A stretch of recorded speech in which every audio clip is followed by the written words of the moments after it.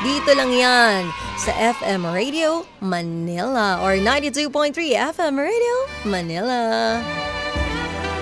Magandang gabi sa lahat. Ayan, Gloria King, Constantino Misiano, Boss Noy na taga Malibay, Pasay City.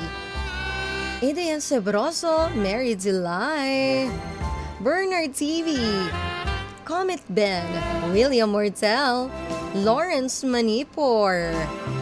At sa lahat ng ka-vibes natin, mapa-driver, mapa-security guards, mapa-vendors, mga kapulisan, mga tanod, mga team bahay natin, at ang mga pasahero na pauwi sa kanilang tahanan ngayong gabing ito habang nakikinig. Magandang gabi po sa inyong lahat. At huwag na natin patagalin ito. Sino kaya ang nag-confess?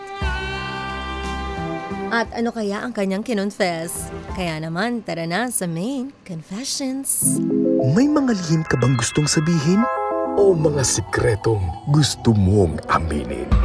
Halika't ating pag-usapan sa main confessions.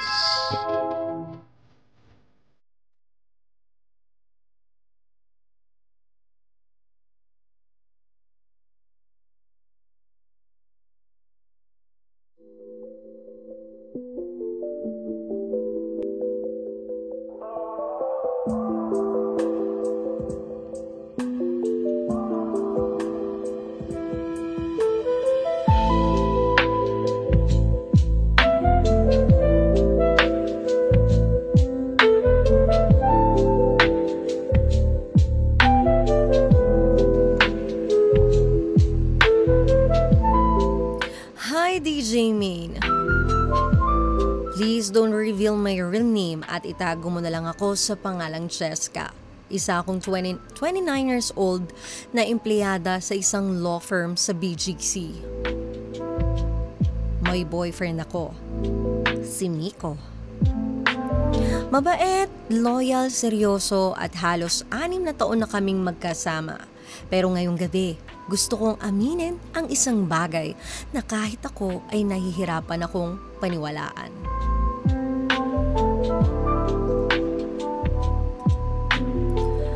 Ang main confession ko, may itinatago akong matinding lihim. May relasyon ako sa boss ko. Noong una, simpleng patagong sulyap lang tapos yung mga kamay niya na kunwaring tumutulong sa laptop ko pero humahawak na sa baywang ko. Tapos bigla niya akong hinalikan. Hindi ako tumutol. Iba ang dala ng sarap. Iba ang kaba, DJ Main. Hindi ko na kayang itanggi. Simula noon, halos weekly nang may nagaganap sa amin ng boss ko. Sa opisina, sa kotse niya, minsan sa hotel pagkatapos ng client meetings. Iba talaga yung excitement na dala ng bawal.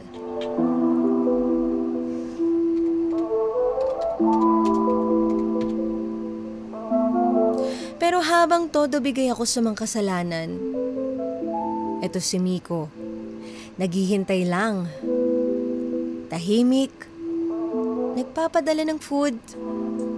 Nag-aabot ng baon at nag-aalaga kapag nilalagnat ako. Eto naman ako. Niloloko siya sa harap ng lahat habang minamahal pa rin ako ng buo. One time, habang nasa kotse ako ni Sir at nilalaro niya ang palad ko, ay biglang tumugtog sa radyo. Yung bakit nga ba mahal kita ni Rosel Nava. Bigla akong natahimik. Parang ako yun na. Alam kong laro lang to kay boss at wala siyang balak iwan ang pamilya niya. Eto naman ako, babaeng sabik, umaasa, nagtitiis sa mga tagong sulyap at madalian na ligaya.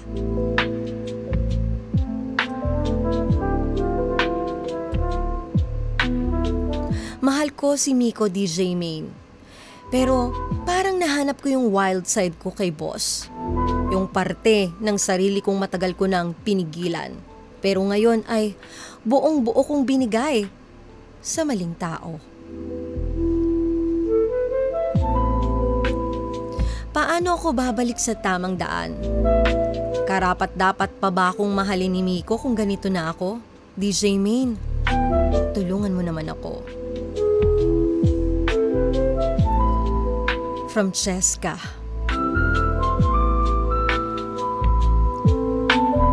Nako, mabigat-bigat ang ating main confession for tonight. Ano nga ba ang dapat gawin nitong si Cheska? Mukhang naguguluhan siya. Pero yung ganitong parte ng sitwasyon o problema, hindi mo kailangan maguluhan. Dahil unang-una, mali yung pinasok mo at may pamilya yun. At meron ka namang sabihin mong ikaw lang ang nagmamay-ari. May boyfriend ka na tapat at totoo sa'yo. Pero ganun pa man, pwedeng-pwede kayo magbigay ng inyong opinion, advice dito kay Cheska. Dito sa ating YouTube channel, 92.3 FM Radio, Manila.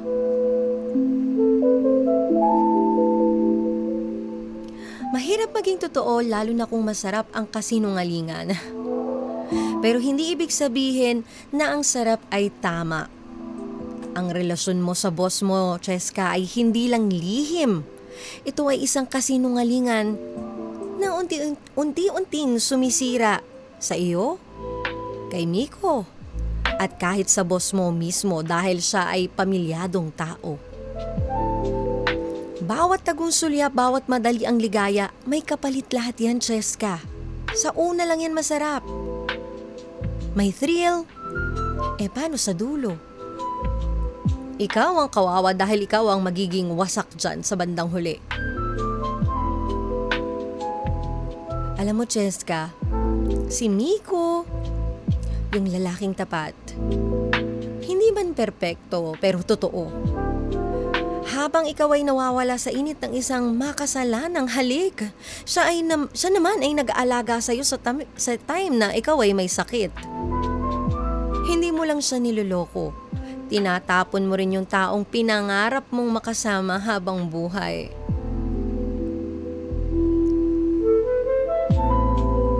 Itong kasalanan mo, hindi naman ito madidefine o magdidefine na masama kang klase ng tao, Cheska.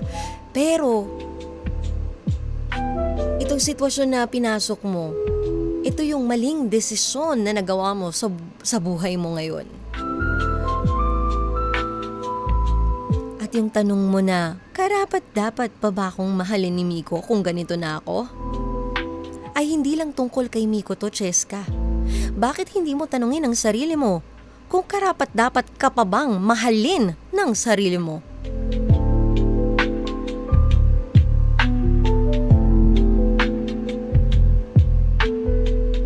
Oo, karapat-dapat mo pa rin mahalin ang sarili mo, Cheska. At pwede kang magsimulang muli.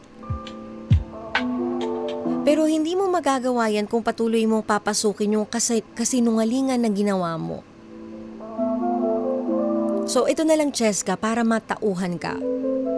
Tanungin mo ang sarili mo, kung sakaling si Miko ang gumawa ng ginagawa mo ngayon, patatawarin mo ba siya? Masakit, diba? Nakakawasak.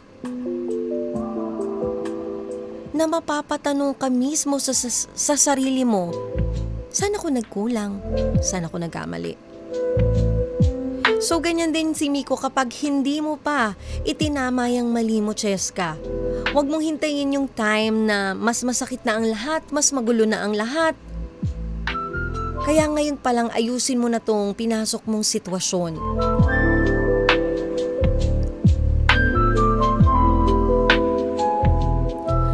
Cheska, ang wild side mo ay hindi masama. Lahat tayong may wild side talaga. Ang desire, ang passion, lahat yan ay likas yan sa atin. Pero, kanino mo ito ibinigay? Worth it ba yung pinagbigyan mo? Yung tinatago ka lang naman at puro nakaw na sandali lang at lalong pamilyadong tao? At ganyan ba kababa ang tingin mo sa sarili mo? Kaya yan din mismo ang binibigay mo para sa sarili mo? Wake up, Cheska. Hindi mo deserve yan, hindi rin deserve ni Miko yung ginagawa mo ngayon. Isipin mo yung mga downs ninyo na magkasama kayo at nandyan si Miko. Kasi yan ang magpapatatag sa relasyon mo para sa kanya. Walang perpektong relasyon. Pero choice nyo yun para patatagin at patibayan ang relasyon nyo. Love is always a choice. At ang paggawa ng kasalanan, choice din yan.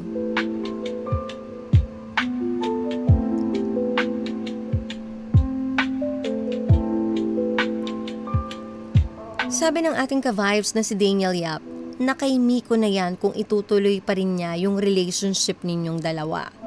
If I were you, Cheska, iwasan mo na si boss kasi may pamilya na yan, mali yung pinasok mong sitwasyon.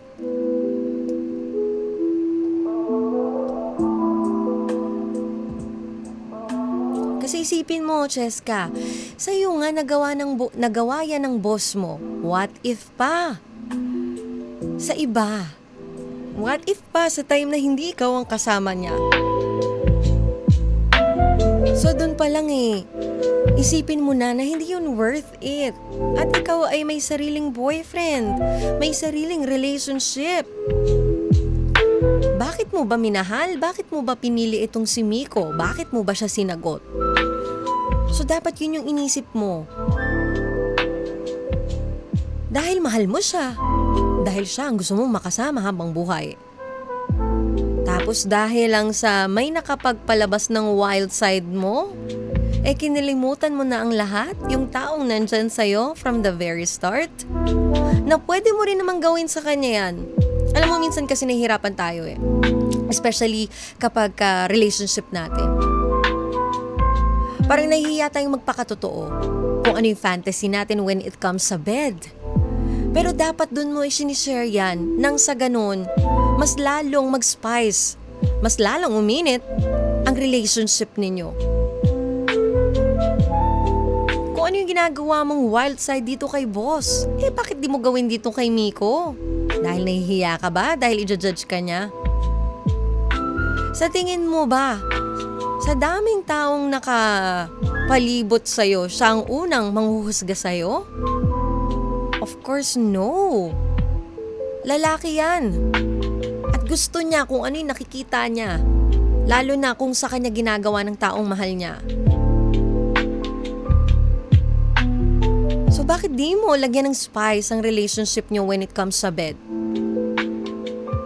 Para naman mas maging contented and satisfied ka.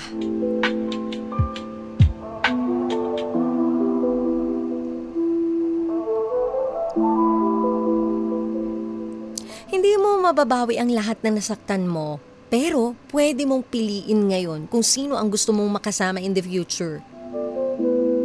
Kung kaya mo pa, umamin ka kay Miko. Itama mo ang mali mo. Hindi para patawarin ka niya, kundi para patawarin mo ang sarili mo. At putulin mo na yung relasyon dito kay boss mo. Dahil ginagamit ka lang yan para sa kanyang sariling kaligayahan.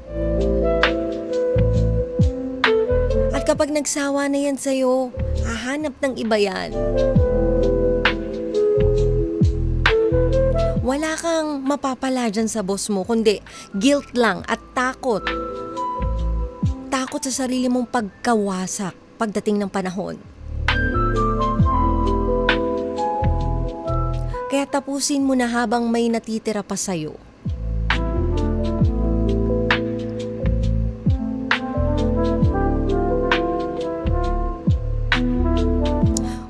Wag mong ipagpapalit yung taong sinamahan ka kahit sa pinakamagulong parte ng buhay mo para lang sa taong nilabas yung wild side mo.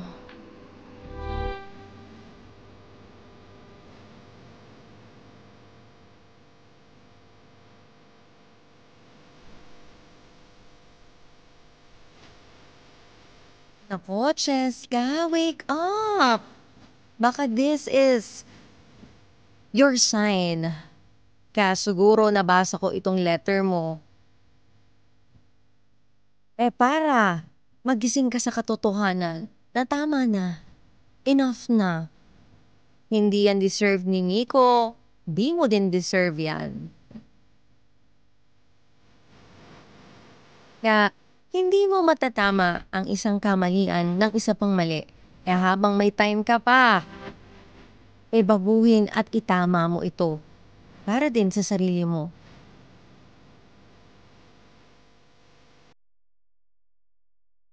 Maraming salamat, Cheska, sa pag-confess mo kay DJ Ming. At sa lahat ng may gustong i-confess, pwedeng-pwede niyong ipadala yan sa ating Facebook page, 92.3 FM Radio, Manila. O hindi naman kaya sa ating Viber, 0954-406-1967. Thank you so much, Uy Dental Clinic, Horticulture by Caldana, Isabero Microblading, Imprint Customs, Vanity Lounge Aesthetics, Piazza Fruit Game Apple to Apple, Vibra Helmets Philippines, Pink Philippines. At pwedeng-pwede nyo ko i-follow sa aking mga social media accounts, Facebook page, YouTube, Instagram at TikTok ninyohin nyo. At sa aking isa pang Facebook page, DJ Main 92.3. At dito, sa favorite ninyo, Facebook page natin, YouTube, Instagram at TikTok, 92.3 FM Radio Manila. Maraming salamat sa pakikinig sa atin at gusto ko lang ipahabol, good morning nga pala sa mga OFW natin na nakatutok sa atin at nakikinig through our FM Radio Philippines app. Magandang umaga po sa inyo. At alam ko nabitin kayo pero bukas tayo ay magkakapiling for another Main Confessions. Kaya naman samahan niyo ako Monday to Friday, 10 p.m. to 12 midnight yan. Dito lang yan sa 92.3 FM Radio, Manila, your favorite music radio, ka-vibes! Kasama ang baby mo sa radyo, ang nag-isang DJ Main for the main event na nagsasabi na worth it na ang pagpupuyat ninyo dahil meron ang magsasabi sa inyo ng good night baby, I love you.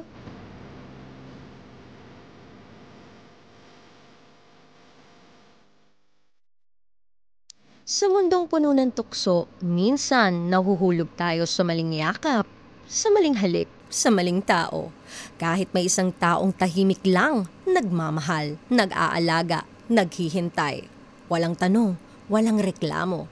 Puro pagmamahal lang ang alam ibigay. Pero ang tanong, hanggang kailan siya magmamahal ng ganon? Hanggang kailan mo siya ilalagay sa likod ng isang kasinungalingang ayaw mong bitawan? Minsan ang pinakamasakit na tanong ay hindi, mahal mo ba ako?